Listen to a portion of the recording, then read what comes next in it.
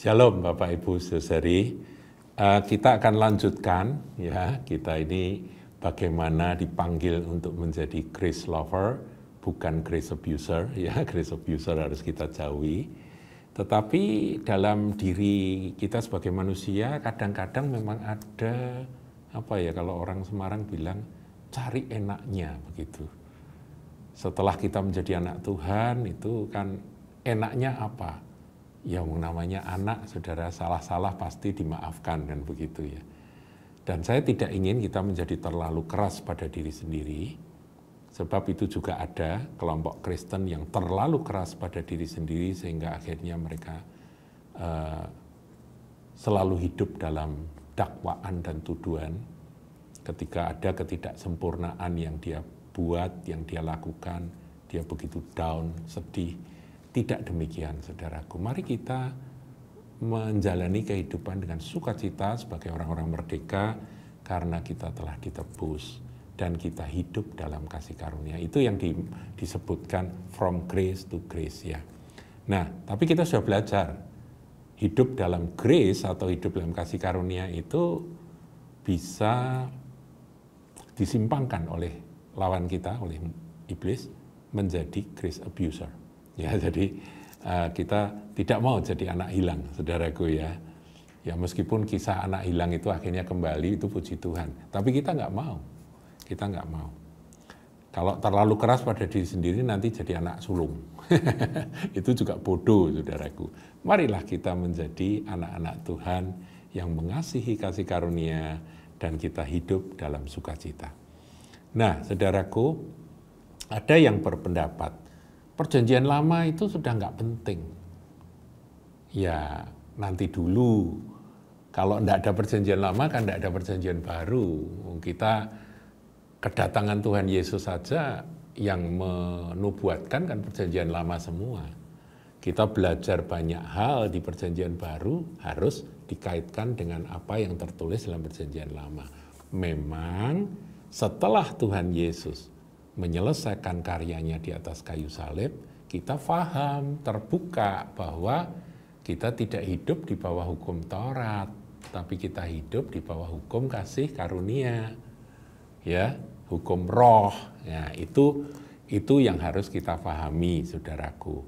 Tetapi hukum-hukum moral di dalam firman Tuhan, Perjanjian Lama, itu tetap berlaku. Jadi kalau itu dibahas, oke, saudara, tentunya dengan sorot atau terang Perjanjian Baru.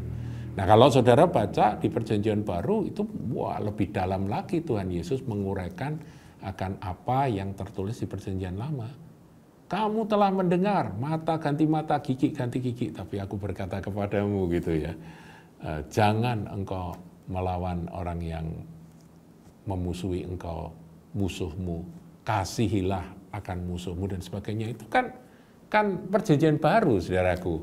Ya, jadi kita ini umat Perjanjian Baru, kita memang meninggalkan akan hukum Perjanjian Lama yang sifatnya tertulis, sebab tulisan itu membunuh, tapi roh itu yang menghidupkan. Nah, kemudian apa makna tidak di bawah hukum Taurat seperti yang berulang-ulang disampaikan oleh Rasul Paulus terhadap jemaat Galatia? Artinya keselamatan kita tidak ditentukan oleh kesempurnaan kita dalam mentaati akan hukum Taurat. Karena memang tidak ada yang mampu mengikuti atau mentaati hukum Taurat itu sampai sempurna. Tetapi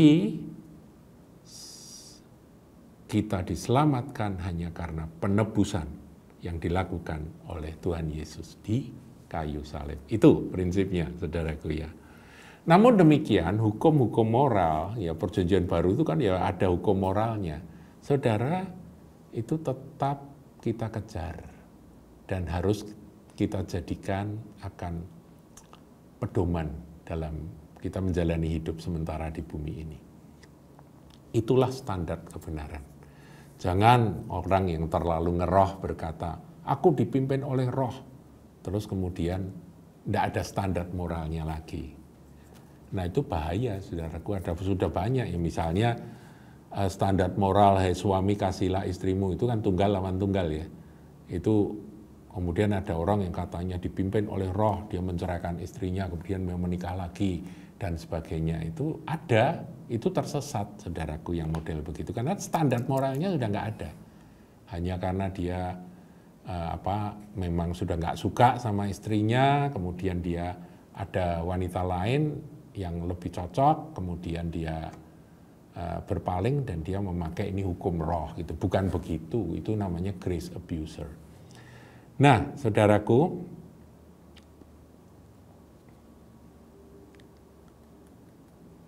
hukum moral itu tetap dipakai oleh Allah sebagai standar kebenaran. Tetap. Dan ini diajarkan oleh para rasul di Perjanjian Baru. Nah, tadi atau kemarin saya singgung tentang hukum yang menghormati orang tua. Itu hukum kelima, saudara, saya salah ya, kemarin nyebut kalau enggak 5, 6. Tapi hukum kelima dari 10 perintah Tuhan. Efesus 6 ayat 1 sampai 3. Baik, kita baca, saudara ya. Kita baca Efesus 6 ayat 1 sampai 3. Dikatakan demikian. Hai anak-anak, taatilah orang tuamu di dalam Tuhan karena haruslah demikian. Hormatilah ayahmu dan ibumu, ini adalah suatu perintah yang penting. Ini berlaku di Perjanjian Baru, diulang oleh Rasul Paulus. Seperti yang nyata dari janji ini supaya kamu berbahagia dan panjang umurmu di bumi. Dulu pernah saya sampaikan yang menghormati orang tua itu merupakan satu-satunya dari 10 hukum Allah yang mengandung janji. Janjinya apa, saudara? Kalau engkau menghormati ayah ibu, berbahagia dan panjang umur di bumi. Wow, diberkati, saudaraku ya. Kemudian Yakobus 2 ayat 11. Ini juga Perjanjian Baru, saudaraku ya. Coba kita lihat Yakobus 2 ayat yang ke-11. Saya bacakan, saudaraku ya. Sebab ia yang mengatakan jangan berzina, ia mengatakan juga jangan membunuh. Jadi jika kamu tidak berzina tapi membunuh, maka kamu menjadi pelanggar hukum juga. Di sini Rasul Yakobus mengatakan bahwa 10 hukum Allah itu nilainya sama. Tidak berzina tapi membunuh, tidak membunuh tapi berzina. Sama gitu ya, itu maksudnya begitu. Jadi tetap berlaku, saudaraku, jangan membunuh, jangan berzina, itu tetap berlaku. Tidak bisa kita menggantikan ini dengan berpegang pada kasih karunia begitu ya, nggak bisa. Hukum roh nggak bisa digantikan. Roma 7 ayat 7, ayo kita lihat sekarang Roma 7 ayat 7. Ini juga Perjanjian Lama, saudaraku ya.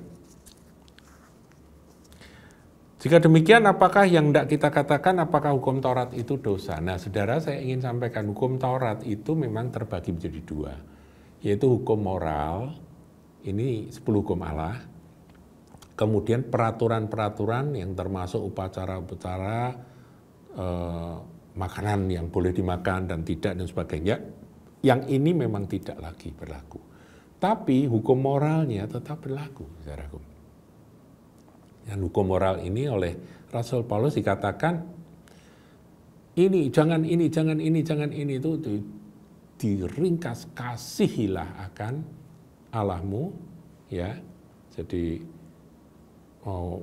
beberapa hukum yang 1, 2, 3, 4, kemudian 5, 6 sampai yang ke-10, kasihilah sesamamu manusia.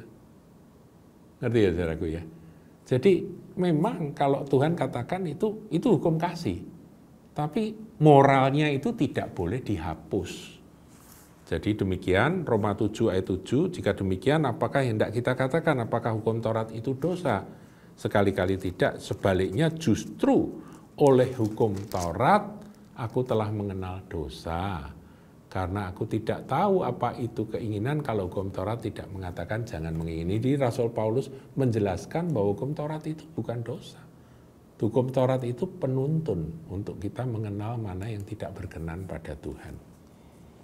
Kemudian 1 Yohanes 5 ayat 21. Wah, ini 1 Yohanes ini keras, saudaraku ya.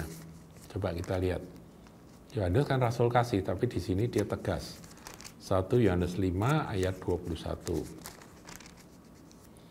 Anak-anakku, waspadalah terhadap segala berhala. Nah, ini kan hukum kedua. Ya, jadi nggak boleh ada berhala. Jangan ada berhala apapun. Oh, itu harus diuraikan dengan sorot terang perjanjian baru. Apapun yang menggantikan posisi Tuhan di dalam diri kita harus kita singkirkan. Itu berhala, saudara. Jadi ada standar-standar moral yang tetap harus kita pegang di dalam kita mengikut Kristus. Inilah sikap dari seorang grace lover. Tuhan Yesus memberkati.